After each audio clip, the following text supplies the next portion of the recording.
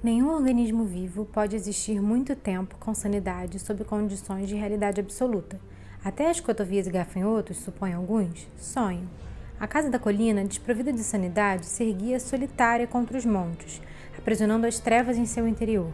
Estava desse jeito havia 80 anos, e talvez continuasse por mais 80. Lá dentro, paredes continuavam de pé, tijolos se juntavam com perfeição, assoalhos estavam firmes e portas estavam sensatamente fechadas. O silêncio escorava com equilíbrio na madeira e nas pedras da casa da colina, e o que entrasse ali, entrava sozinho.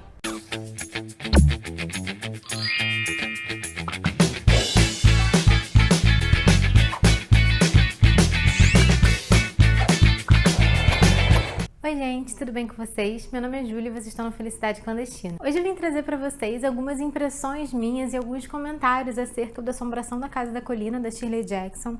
Eu sei que o primeiro livro lançado dela aqui no Brasil é o e ele saiu também pela Suma de Letras, só que ele foi lançado antes, embora originalmente esse daqui tenha sido lançado antes. Eu e meu marido, a gente assistiu a série A Maldição da Residência Hill, do Netflix, e a gente amou essa série. E eu sabia que tinha sido inspirada, né, na Assombração da Casa da Colina, da Shirley Jackson, e aí eu fiquei, assim, tipo, com vontade de ler. Eu adorei essa experiência de ler junto com ele, a gente ia comentando a cada pedaço do livro que a gente lia junto. Eu tava, então, com as minhas expectativas lá em cima, porque eu tinha visto um blurb do Stephen King, que tá aqui no livro, que é a história de casa mal assombrada mais próxima da perfeição que eu já li. E sendo de quem é, né, o blurb do Stephen King, o mestre do terror, eu falei, nossa, esse livro vai ser incrível, eu vou me assustar muito, vai ser...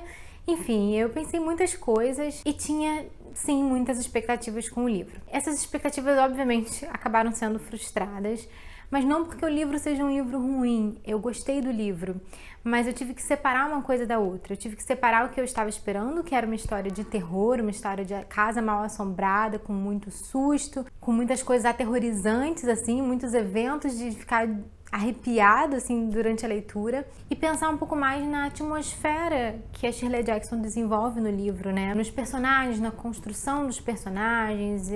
O psicológico dos personagens é de fato muito importante. Eu vou contar um pouquinho da história para vocês para começar a falar então sobre alguns aspectos a mais assim do livro e das minhas impressões. O livro então começa com o Dr. Monteague, um cientista. Esse doutor ele tá aí em busca de uma casa ou enfim algum lugar que ele possa ir para estudar esses eventos sobrenaturais e conseguir prová-los de maneira científica.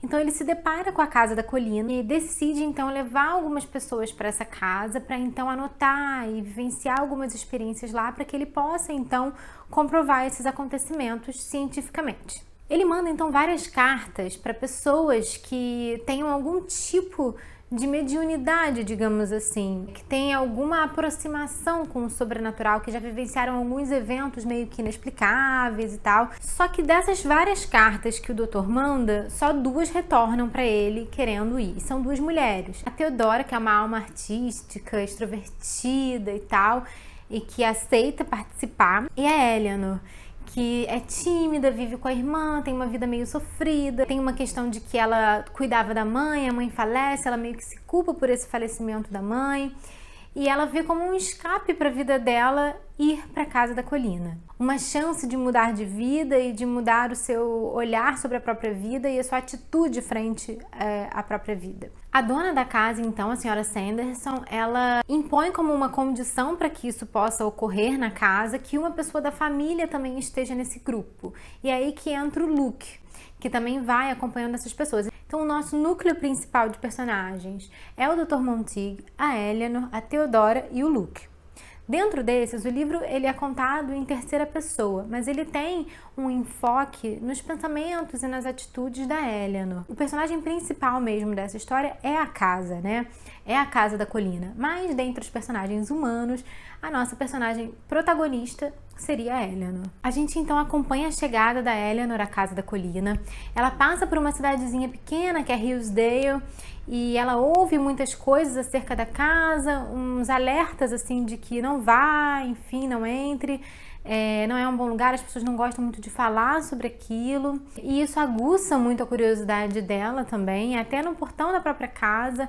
Um dos empregados, que eu acho que é um jardineiro ali da casa, o Sr. Dudley, ele já no portão, ele tenta impedir a entrada dela, ele fala para ela não entrar, para ela não ir para casa da colina, mas enfim, ela insiste nisso. E uma coisa que eu acho que é importante também é que já no início da sua jornada, da Eleanor, que era aquela pessoa tímida, introspectiva, que não tinha muita sociabilidade assim com as pessoas, ela tenta pedir emprestado o carro da irmã, a irmã não empresta e ela mesmo assim pega o carro e vai para casa da colina. É uma decisão que ela toma da vida dela. Eu acho que isso é interessante porque isso já mostra uma mudança da personagem, uma atitude dela frente a tudo isso que está acontecendo, de querer mudar e tal. É tipo assim, estou tomando uma atitude, eu realmente quero mudar minha vida e eu vejo na casa da colina uma oportunidade para isso. Então esse grupo ele vai desenvolvendo afeto um pelo outro, ao mesmo tempo também tem uma competitividade ali.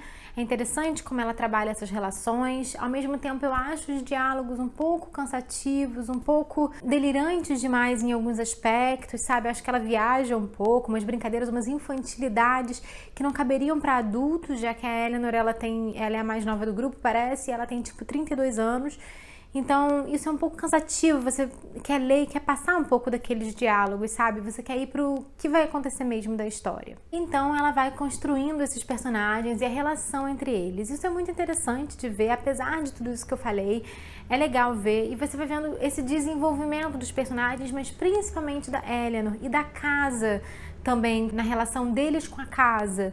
E como isso os afeta de maneira individual. Eu acho que a intenção da autora foi mais por aí, de trabalhar isso, de trabalhar o que somos nós frente a uma casa que é dita como mal assombrada, o que é a loucura no meio de tudo isso, né? O que é a sanidade mental, o que é a sanidade mental frente a uma casa mal assombrada, frente a um lugar que já é dito, né, como sugestionado para você, como um lugar que pode ter reflexões e ter repercussões na sua vida, né? E vivências que vão te tirar um pouco ali do seu lugar de sujeito. Então eu acho isso interessante, isso que ela traz. Eu tava o livro inteiro esperando o clímax, e às vezes o clímax vai chegando, você vai sentindo que ele vai chegando, e aí esmorece, sabe? Ele não dá continuidade, não continua naquele ritmo de que, por exemplo, alguns autores como Stephen King têm. Então eu acho que nesse sentido, se você vai para o livro com a intenção de ler uma história mal assombrada, você se decepciona realmente, porque você não vai encontrar aquilo ali.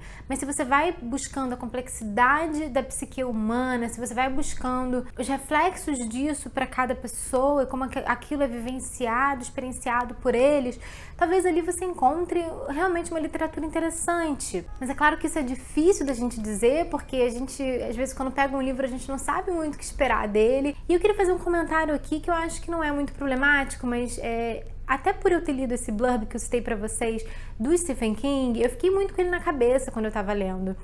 E no meio do livro já eu comentei com meu marido, né, que a gente tava lendo junto, e eu falei assim, nossa, esse livro, o clima do livro, ele me remete muito, assim, eu consigo ver o Stephen King lendo esse livro, se inspirando muito pro Iluminado, né?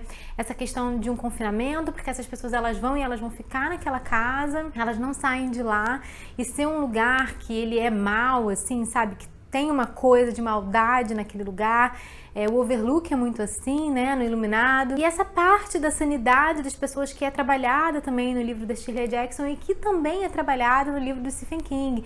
Então, assim, eu consigo ver de onde saiu aquilo, mas eu consigo ver também, por um lado, que o Stephen King leu aquilo bateu pra ele, assim, tipo, nossa, essa realmente é uma história muito legal, mas eu vou fazer um pouco diferente. E eu achei, assim, tipo, nesse sentido de ler uma história mal assombrada mesmo, e que te evoca medos, eu sinto que funcionou melhor a história dele. Então, se você está procurando alguma coisa semelhante, mas que vai chegar naquele ponto, o Iluminado é a melhor pedida. E ele tem toda essa questão psicológica também muito bem trabalhada. Agora, falando um pouquinho assim da série, tem algumas mudanças assim que eu achei bem curiosas. É interessante porque no livro são pessoas que não se conhecem que vão para casa, enquanto que na série o que acontece é que uma família, os Crane, vão morar na casa. E alguns nomes eles foram pegos do livro, né, como a Theodora e a Eleanor, que são duas das irmãs na série, e elas são apenas amigas que se conheceram pelo fato de irem para casa da colina, né, no livro. E uma coisa que eu achei legal também da série é que uma das personagens, né, se chama Shirley, que provavelmente é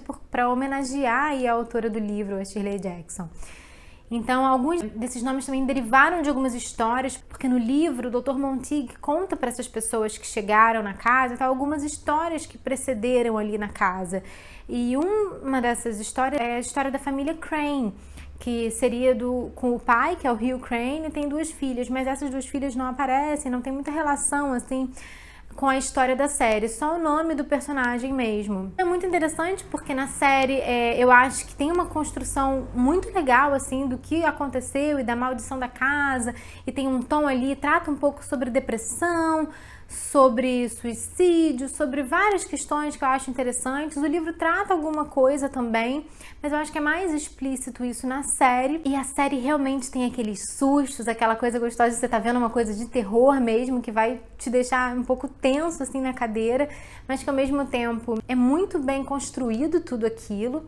Eles tiraram, você vê a inspiração, a casa permanece a casa, mas ela é muito mais assustadora de fato na série. Então eu deixo aqui pra vocês as 2 indicações, tanto do filme como da série. Acho que são indicações diferentes, apesar de serem uma baseada na outra, né? Mas que trabalham de forma diferente aquele conteúdo. Então é interessante porque às vezes uma pessoa que gosta da série pode não gostar do livro e vice-versa. Então fica aí essas 2 tentativas para vocês. Eu acho que de repente ler o livro antes é mais interessante porque as suas expectativas não ficam tão lá em cima com essa questão dos sustos. E aí depois você vê a série, fazer um pouquinho diferente de mim. Mas é isso, gente, eu espero que vocês tenham gostado. Esses são os meus comentários e algumas impressões minhas acerca dessa história. Não é uma leitura que eu acho que é a minha preferida. Eu não sei se eu vou querer ler o E Se Vivêssemos num Castelo, da Shirley Jackson. Eu vou pensar sobre isso, mas eu, pelo menos por enquanto, quero dar um tempinho e quero pegar outro tipo de literatura de terror, assim, porque quando eu pego pra ler terror, eu espero mesmo aquela carga assustadora no livro, sabe? E esse livro, ele só fez cosquinha nesse sentido. Por um outro lado, ele explora bastante esse aspecto psicológico, que é bem interessante também. Mas então é isso, eu fico por aqui hoje. A gente se vê no próximo vídeo. Um beijo enorme. Tchau, tchau.